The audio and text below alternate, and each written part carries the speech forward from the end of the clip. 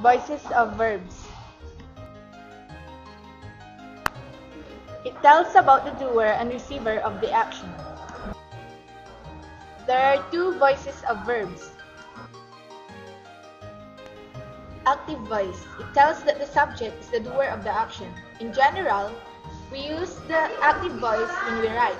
It is stranger, more lively, and more direct.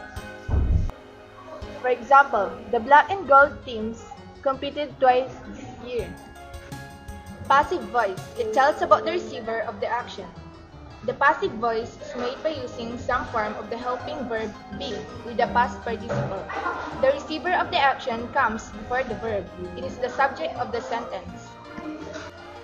For example, the new solutions were being favored by the analysts. Thank you for watching.